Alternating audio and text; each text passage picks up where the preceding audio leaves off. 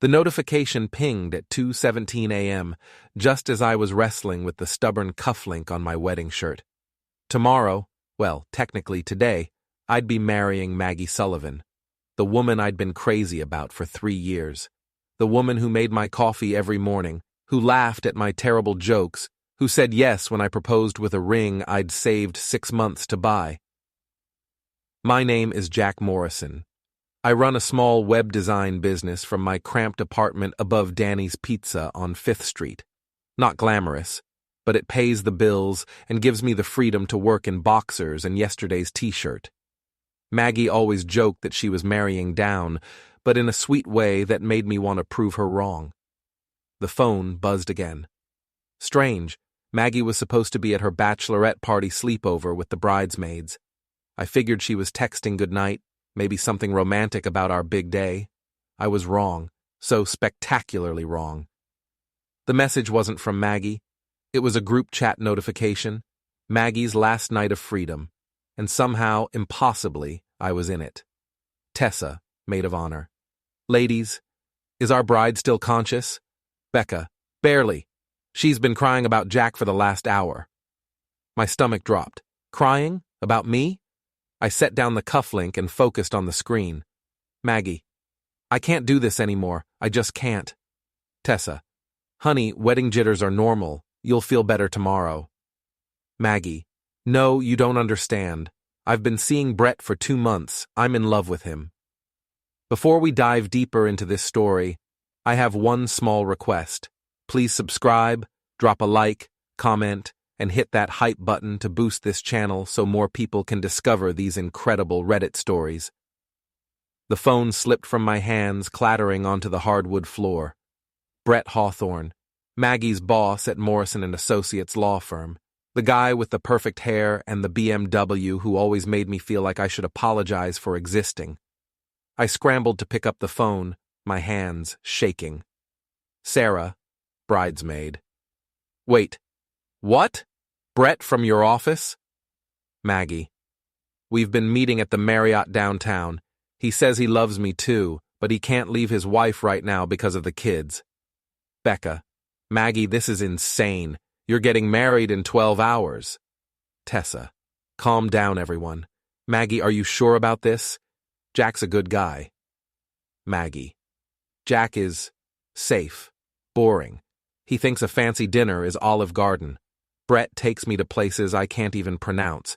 He makes me feel alive. I stared at the screen, each word hitting me like a physical blow.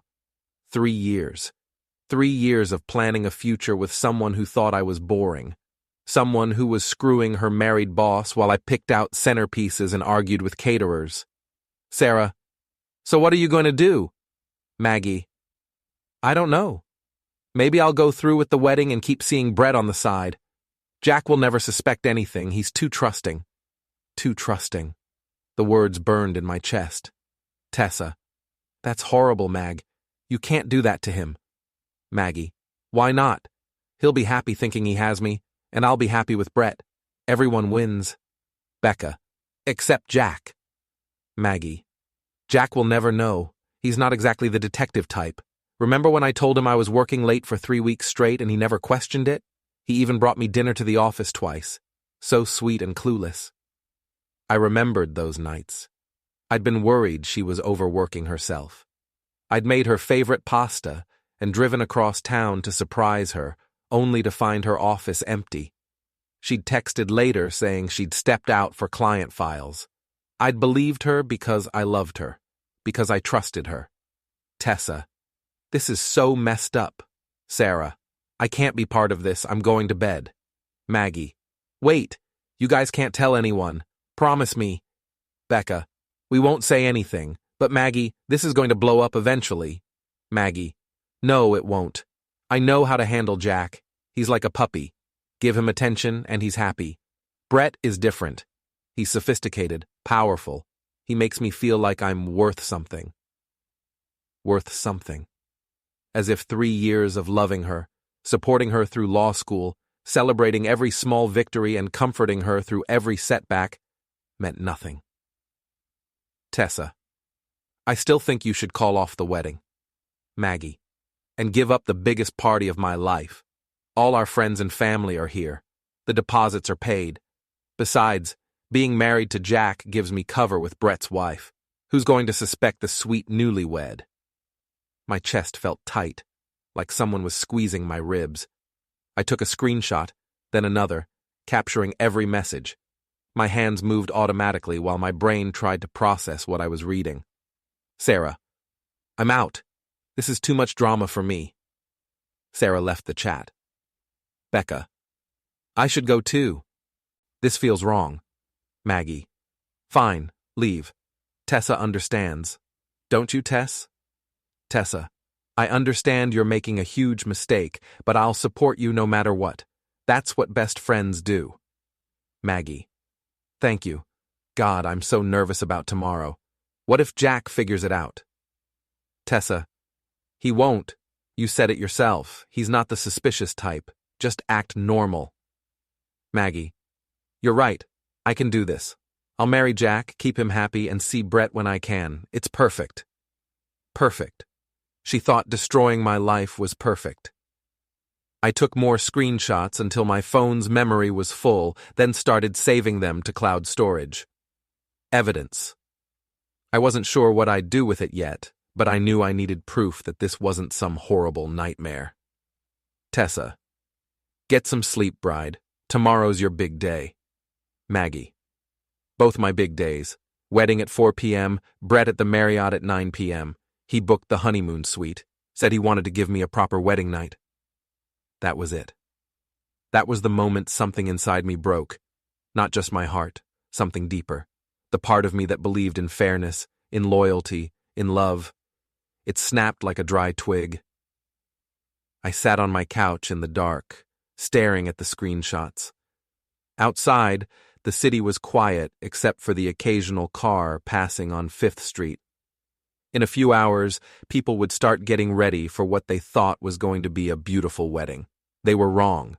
It was going to be beautiful, but not in the way anyone expected. I opened my laptop and started typing. At 6 a.m., I was standing in the lobby of the Marriott downtown, wearing a baseball cap and sunglasses like some kind of discount private investigator. I'd been there for 2 hours, nursing coffee and watching the elevator doors. Brett Hawthorne emerged at 6:23, looking exactly like the kind of man who'd steal another man's fiancée, tall, silver-haired, wearing a suit that probably cost more than my monthly rent. He walked with the confidence of someone who'd never faced real consequences for anything. I followed him to the parking garage, staying far enough back to avoid detection. He climbed into his black BMW and drove away, probably heading home to his unsuspecting wife and kids. The same wife and kids he'd mentioned to Maggie as his excuse for not leaving. My phone buzzed. A text from Maggie. "Good morning, future husband. Can't wait to marry you today." I stared at the message for a long moment, then typed back. "Can't wait either. It's going to be a day no one forgets." That was true, at least. I drove to Kinko's and spent the next hour printing. Screenshots of the group chat, blown up to full page size, clear, readable, undeniable. The teenager behind the counter kept glancing at me nervously as page after page of text rolled out of the printer. "Big presentation?" he asked. "Something like that," I said. I made 150 copies. Every wedding guest, every vendor, every person who'd be at the Riverside Country Club today would get their own personal copy of my fiancé's confession. By 10 a.m., I was at the country club. The staff was busy setting up chairs and arranging flowers, too distracted to notice me slipping envelopes under doors and taping them to mirrors in the bathrooms. I left copies on the gift table, tucked them into the programs, even slipped one into the DJ's equipment case. Then I went home, showered, and put on my tuxedo. I looked good, better than I had in months. There's something clarifying about having your life destroyed. It strips away all the uncertainty and leaves you with perfect, crystalline focus. My phone was buzzing constantly now. Texts from Maggie, from my best man Tommy, from various relatives asking about last-minute details. I ignored them all and drove to the country club. The first sign that my plan was working came at 2 p.m., an hour before the ceremony. I was in the groom's suite, adjusting my bow tie, when I heard shouting from the hallway. "Where is he?" That was Maggie's voice, shrill with panic. "I don't know." Tessa, equally frantic. "He's not answering his phone." I opened the door and stepped into the hallway. Maggie was still in her street clothes, her hair in curlers, her face red and streaked with tears. Tessa stood beside her, holding what looked like one of my printed screenshots. "Hi, honey," I said pleasantly. "You look upset. Wedding jitters?" Maggie stared at me like I was a stranger. "Jack, we need to talk. Now." "Sure. What about?" She held up the screenshot, her hand shaking. "About this. About how you got this. About what you think you know. I think I know that you've been screwing Brett Hawthorne for 2 months while planning our wedding. I think I know that you called me boring and clueless and said you'd keep cheating on me because I'm too stupid to notice. I think I know that you plan to meet him at the Marriott tonight for what you called a proper wedding night." I kept my voice calm, conversational. "Am I missing anything?" Tessa stepped forward. "Jack, listen." "No, you listen." I turned to face her directly. "You enabled this. You could have talked her out of it, but instead you told her I'd never find out because I'm not the suspicious type." "Well, congratulations, Tessa. You were wrong." Maggie grabbed my arm. "Jack, please. I can explain everything. I was drunk. I was scared about the wedding. I said things I didn't mean." "Which part didn't you mean? The part where you've been cheating on me? Or the part where you plan to keep cheating on me?" "I never slept with Brett," she said desperately. We talked. We had coffee a few times. I was confused about my feelings, but I never actually..." I pulled out my phone and showed her another screenshot. This one from earlier in the chat thread that I hadn't shared with the guests. Yet. Maggie. "Brett does this thing with his tongue that drives me crazy. Jack has never made me feel like that." Tessa. "TMI, but I'm happy you're happy." Maggie. "The sex is incredible. I never knew it could be like this." Maggie's face went white. "How did you..." "The chat was private. Becca accidentally added me last night. I saw everything." I put the phone away. "So, want to try that explanation again?" She started crying harder. "Jack, I'm sorry. I'm so sorry. I made a mistake, but I love you. I want to marry you." "No, you don't. You want to marry me because it's convenient, because I'm safe and boring, and I'll never question you when you're working late." I straightened my cufflinks. "But here's the thing, Maggie. I may be boring, but I'm not stupid." "What do you want?" Tessa asked. "Money? We can postpone the wedding, give everyone their gifts back." "I don't want money." I smiled at them both. "I want everyone to know exactly who they're celebrating today." Maggie's eyes widened. "You didn't..." "Jack, tell me you didn't give those screenshots to people." "I gave them to everyone. Every guest, every vendor, every person who's going to be here today. They're probably reading them right now." As if on cue, my phone started ringing. Tommy, my best man. I answered. "Hey, Tommy!" "Jack, what the hell is going on? I just got this printout with text messages. Please tell me this is some kind of joke." "No joke. Maggie's been cheating on me with her boss. She planned to keep cheating after we got married because she thinks I'm too stupid to notice." "Jesus Christ, are you okay? Where are you?" "I'm at the country club talking to my lying fiancée and her enabler friend." Maggie lunged for the phone. "Tommy, don't listen to him. He's having some kind of breakdown." I pulled the phone away. "Tommy, I'll call you back." I hung up and looked at Maggie. "Breakdown? That's interesting. So now I'm crazy for not wanting to marry a cheater?" "You're ruining everything," she screamed. 3 years of planning, thousands of dollars, all our friends and family. You ruined it the moment you decided to screw Brett Hawthorne." I checked my watch. "Speaking of which, shouldn't you be getting ready? The ceremony starts in an hour." "There's not going to be a ceremony," Tessa snapped. "Not after this. You've destroyed everything." Good, I said. That was the point. The next 2 hours were the most entertaining of my life. I positioned myself in the country club's main lobby, where I had a perfect view of the chaos unfolding. Guests arrived in waves, clutching my printed screenshots and looking confused, angry, or fascinated, depending on their relationship to the bride and groom. Maggie's mother, Patricia, stormed through the lobby at 3:15, her face purple with rage. "Where is she?" Patricia demanded of anyone who'd listen. "Where is my daughter?" "Probably hiding," said my Aunt Carol, who'd never liked Maggie anyway. Though after reading this, I can't say I blame her. "This is all fabricated," Patricia shrieked. "Jack is obviously having some kind of mental episode. My daughter would never—" "Mrs. Sullivan." The voice belonged to Brett Hawthorne, who'd just walked through the front doors with his wife Jennifer and their 2 kids. He looked like he'd aged 10 years since this morning. "I think we need to talk." Patricia turned to face him, her eyes narrowing. "You're him. You're the one from the messages." Jennifer Hawthorne stepped forward. She was a pretty blonde woman in her 40s, wearing a blue dress and a confused expression. "What messages? Brett, what is she talking about?" Brett's mouth opened and closed like a fish. "Jennifer, I can explain." "Explain what?" She looked around at the crowd of guests, all watching the drama unfold. "Someone please tell me what's going on." My cousin Danny, bless his heart, handed her one of the screenshots. "Your husband's been having an affair with the bride. She was planning to keep seeing him after the wedding." Jennifer read the page, her face going from confused to hurt to furious in about 30 seconds.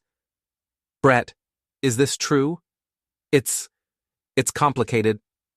"It's not complicated." Jennifer's voice carried across the entire lobby. "Did you or did you not have sex with this woman?" The lobby fell silent. Even the kids stopped running around to listen. Brett looked around desperately, probably hoping for some kind of escape route. There wasn't one. "Jennifer, please, not here. Not in front of the children." "Answer the question." "Yes," he said quietly. "Yes, I did." Jennifer slapped him so hard the sound echoed off the marble walls. Then she grabbed her kids' hands and marched toward the exit. "We're going home. You can find somewhere else to live." "Jennifer, wait!" Brett chased after them, leaving Patricia standing alone in the lobby. I almost felt sorry for her. Almost. "Jack." She turned to face me, her voice shaking. "How could you do this? How could you humiliate our families like this?" "I didn't humiliate anyone, Patricia. Maggie did that all by herself. I just made sure people knew the truth." "The truth?" She laughed bitterly. "The truth is that you're a vindictive little man who couldn't handle being rejected, so you made up these lies to destroy my daughter's reputation." "Made up?" I pulled out my phone and opened the group chat, which was still active. "Here, call this number. Ask Tessa if she made up helping your daughter plan her affair." Patricia stared at the phone, then at me. For the first time, doubt crept into her expression. "Or call Brett," I continued. "Ask him if he made up booking the honeymoon suite at the Marriott for tonight. Ask him if he made up telling Maggie that I was too boring and trusting to ever catch on." "You're lying." "Am I?" I scrolled through the screenshots on my phone. "Here's the one where she describes your wedding dress shopping trip. She told her friends that you kept pushing her toward more expensive dresses because you wanted to show off for your country club friends. She said you were more excited about the wedding than she was because it was your chance to play mother of the bride." Patricia's face crumpled. That detail was too specific, too personal to be fake. "And here's where she talks about how disappointed you'd be if you knew she was cheating, because you've been bragging to everyone about what a good catch I am. Stable job, no criminal record, willing to put up with her mood swings." "Stop," Patricia whispered. "She also mentioned that you've been taking anxiety medication since Dad died. But you don't want anyone to know because you're afraid they'll think you're weak. She told her friends that in confidence, probably never expecting them to see it in print." Patricia started crying. Not the angry tears from before, but the broken sobs of someone whose world has just collapsed. I should have felt guilty. A decent person would have felt guilty. Instead, I felt satisfied. These people had been planning to make me the fool, the clueless husband who'd never know his wife was cheating. Now they were the ones dealing with public humiliation. "Where is she?" Patricia asked through her tears. "Where's Maggie?" "Bridal suite, I assume. Probably trying to figure out how to spin this." Patricia walked away toward the elevators, leaving me alone in the lobby with the remaining guests. Most of them were leaving, but a few lingered, still processing what they'd witnessed. My brother Mike appeared at my elbow. "Well," he said, "this is definitely going to be a wedding people remember." That was the idea. "So what now? You going to stick around for the aftermath?" I checked my watch. 4:17 p.m. The ceremony should have started 17 minutes ago. Instead, there was just chaos and confusion and the slow exodus of disappointed guests. "Actually," I said, "I think I'll go get some dinner. All this drama has made me hungry." Mike stared at me. "You're going to eat? Now?" "Why not? I'm single, I'm well-dressed, and I just saved myself from making the biggest mistake of my life." I straightened my bow tie. "Besides, I have a feeling the real show is just getting started." I went to Murphy's Bar, a dive about 10 minutes from the country club. The kind of place where nobody cared if you showed up in a tuxedo on a Saturday afternoon, as long as you tipped well and didn't cause trouble. The bartender, a woman named Rita, who'd been serving drinks since before I was born, looked me up and down. "Either you're the groom from the world's shortest wedding, or you're having the worst day of your life." "Actually, I'm having the best day of my life. Whiskey, neat." She poured the drink and slid it across the bar. "Want to talk about it?" "Not particularly, but thanks for asking." I'd been there about an hour when my phone started buzzing with calls and texts. Maggie, Tessa, Patricia, various relatives and friends who'd been at the country club. I ignored them all until Tommy showed up. "There you are," he said, sliding onto the bar stool next to me. "Half the town is looking for you." "Let them look. Jack, what you did back there. I mean, I get it. I'd be furious too. But don't you think you went a little overboard?" I turned to look at him. Tommy had been my best friend since high school, but right now he was looking at me like I was a stranger. Overboard? She was planning to cheat on me for our entire marriage. She called me boring and stupid and said I'd never figure it out. How exactly is exposing that overboard? Because you humiliated her in front of everyone she knows. Her family, her coworkers, her friends. Good. She was planning to humiliate me for the rest of my life, just more privately. I finished my whiskey and signaled Rita for another. At least this way it's over quickly. "But Jack, Tommy, let me ask you something. If Sarah was cheating on you and you found out she was planning to keep cheating after your wedding, what would you do?" Tommy was quiet for a moment. Sarah was his girlfriend of 2 years, and he was crazy about her. I'd confront her, try to work it out. And if she laughed at you? If she told you that you were too stupid and boring to ever figure it out, so she was going to keep doing it? I don't know. I do. You'd want to hurt her the way she hurt you. The only difference is, I actually did it. My phone rang. Maggie again. This time, I answered. "Jack, thank God. Where are you?" "Having a drink, celebrating my freedom." "Please, we need to talk. Face to face. I can explain everything." "You already explained everything. Last night, in the group chat. Very thoroughly." I was drunk. I was scared about getting married and I said stupid things that I didn't mean. "Which part didn't you mean? The part where you've been screwing Brett? Or the part where you think I'm too boring to satisfy you?" Silence. "That's what I thought," I said. "Goodbye, Maggie." "Wait, Jack, I love you. I know I messed up, but I love you. We can get past this." "No, we can't. You know why? Because even if I could forgive the cheating, I can't forgive what you said about me. You think I'm boring. You think I'm stupid. You think I'm beneath you. That's not something you said when you were drunk, Maggie.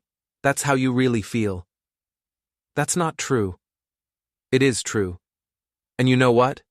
Maybe I am boring. Maybe I am too trusting. But at least I'm not a liar and a cheat. I hung up and turned off my phone. Tommy was staring at me. Damn, Jack. I've never seen you like this. Like what? Cold. You're usually so, I don't know, easygoing, forgiving. Yeah, well, maybe that was the problem. We sat in silence for a while, drinking and watching a baseball game on the TV above the bar. Around 7 p.m., Rita turned up the volume on the news. What started as a wedding celebration at the Riverside Country Club turned into a public scandal this afternoon when the groom distributed explicit text messages allegedly showing the bride's infidelity. There I was on TV, a grainy cell phone video of me talking to Patricia in the lobby. I looked calm, almost cheerful, while she fell apart. The bride, Margaret Sullivan, could not be reached for comment, but sources close to the family say she's devastated by the public nature of the accusations. Sources close to the family, I muttered. Probably Tessa, trying to do damage control. The story continued for another minute, focusing on the shocking breach of privacy and the devastating impact on both families. They made it sound like I was the villain, like exposing a cheater was somehow worse than being one. Tommy was watching me watch the news. Any regrets? I thought about it seriously. Did I regret humiliating Maggie? Did I regret destroying what should have been the happiest day of her life? Did I regret hurting innocent people like Patricia and Brett's kids? No, I said finally. No regrets at all. And I meant it. 3 days later, I was back at work, trying to pretend everything was normal. My little web design business was busier than ever. Apparently, being the guy who exposed his cheating fiancé on their wedding day was good for business. People loved a scandal, and they loved supporting the underdog. I was coding a new website for a local restaurant when someone knocked on my door. I looked through the peephole and saw Brett Hawthorne standing in the hallway, looking like he hadn't slept in days. I opened the door. Well, if it isn't the homewrecker, what can I do for you, Brett? We need to talk. I don't think we do. Please, 5 minutes. I stepped aside and let him in. He looked around my small apartment, the second-hand furniture, the cluttered desk, the general chaos of a bachelor pad, and I could see the judgment in his eyes. This was what Maggie had been willing to give up for him. Nice place, he said, though his tone suggested otherwise. It's honest, unlike some people I know. Brett flinched. Look, Jack, I know you hate me. You have every right to. But what you did on Saturday, it destroyed more than just Maggie's reputation. Are you talking about your wife, your kids? Because I'm pretty sure you destroyed that when you decided to cheat. Jennifer filed for divorce. She's asking for full custody and half of everything I own. Sounds about right. My law firm is conducting an ethics review. I'll probably be fired by the end of the week. Also sounds about right. Brett's composure cracked. You've ruined my life. No, Brett. You ruined your own life. I just made sure everyone knew about it. But why? He was almost pleading now. Why did you have to make it so public? You could have just called off the wedding quietly, handled this privately. I sat down at my desk and looked at him. Really looked at him. 3 days ago, this man had seemed so powerful, so untouchable. Now he looked like what he was, a middle-aged cheater facing the consequences of his actions. Do you want to know why I made it public, Brett? Because you and Maggie thought I was too stupid to ever find out. You thought you could use me as cover while you had your affair. You thought I was so boring and trusting that I'd never question anything. You never meant for me to find out. That's different. I turned back to my computer. You can show yourself out. Jack, please. I'm sorry. We're both sorry. Maggie's been calling me, crying. begging me to talk to you. Maggie's been calling you? I swiveled around to face him. Even now, even after everything that's happened, she's still calling you? Brett realized his mistake immediately. It's not what you think. What I think is that even after being exposed, even after losing her fiancé and humiliating her family, Maggie is still more interested in you than in fixing what she broke. I laughed, but there was no humor in it. You know what? Thank you. You just proved that I made the right decision. Brett left without another word. That evening, I was having dinner at Danny's Pizza downstairs when Tessa walked in. She looked around the small restaurant until she spotted me, then marched over to my table. You son of a bitch, she said. Hello, Tessa. Lovely to see you too. Do you have any idea what you've done? Maggie hasn't eaten in 3 days. She can't leave her apartment because people recognize her from the news. Her job is in jeopardy because of the scandal. That's terrible, I said, taking a bite of pizza. Really breaks my heart. How can you be so cruel? This isn't like you, Jack. You're supposed to be the nice guy. I was the nice guy. That's how I ended up engaged to a woman who thought I was too boring to stay faithful to. I wiped my hands on my napkin. But you know what, Tessa? Being the nice guy is overrated. She made a mistake. She made a choice. Multiple choices, over multiple months, and you helped her. I stood up, throwing money on the table. You want to know what's really cruel? Planning to cheat on someone for your entire marriage. Making them think they're loved while you laugh about them behind their back. That's cruel. We never laughed. He's like a puppy. Give him attention and he's happy.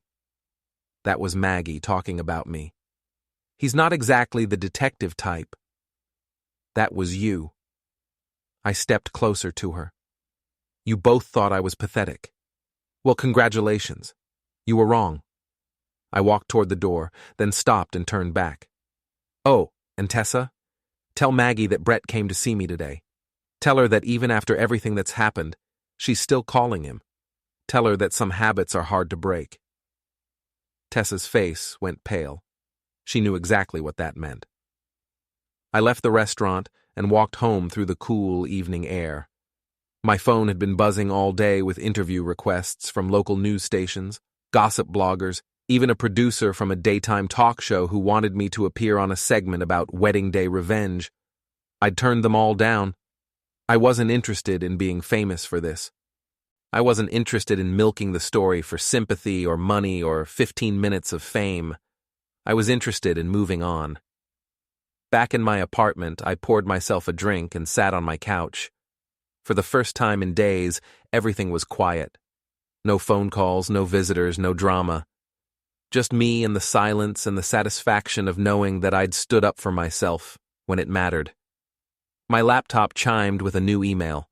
A potential client asking about a website redesign. I opened the message and started reading, already thinking about layouts and color schemes and all the normal, boring details of my normal, boring life. It was a good life. Maybe Maggie had been right about me being boring, but boring wasn't the same as weak. Boring wasn't the same as stupid. And boring definitely wasn't the same as doormat. I'd learned that lesson the hard way, but I'd learned it well. 3 months later, I got a wedding invitation in the mail. Tommy and Sarah finally taking the plunge. The invitation was beautiful. Cream-colored paper with gold lettering, elegant, but not ostentatious. Nothing like the elaborate invitations Maggie and I had sent out for our disaster of a wedding. I RSVP'd yes and meant it. I was happy for Tommy. Happy that he'd found someone who loved him enough to be faithful. Someone who thought he was worth being honest with. The wedding was beautiful. Sarah looked radiant, Tommy looked nervous but happy, and everything went exactly as planned. No drama, no revelations, no public humiliations. Just two people who loved each other making a commitment to spend their lives together.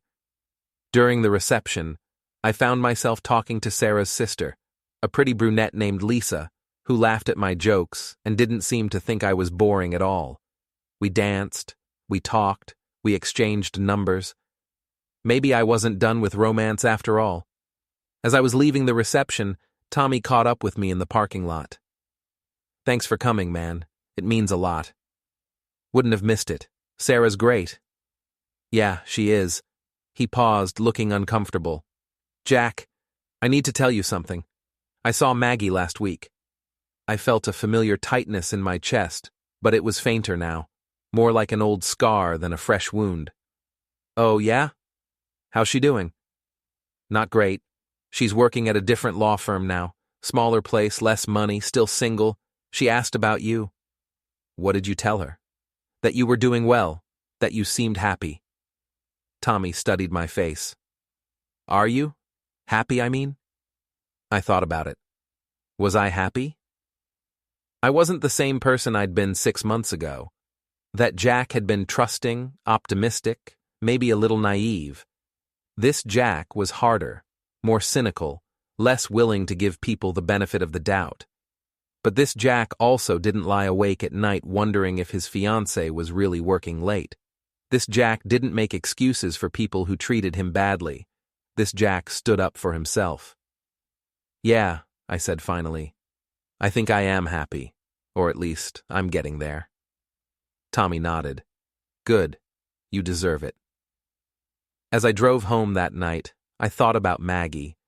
I wondered if she ever thought about that group chat, about the moment her private conversation became public knowledge. I wondered if she regretted cheating, or if she just regretted getting caught. I wondered, but I didn't really care about the answers anymore. I'd learned something important in the wreckage of my almost marriage. Sometimes the best revenge isn't elaborate or cruel or dramatic. Sometimes the best revenge is just living well, moving on, and refusing to let someone else's betrayal define your life. But sometimes, when someone thinks you're too stupid and boring to ever fight back, the best revenge is proving them spectacularly wrong. I'd done both, and I had no regrets.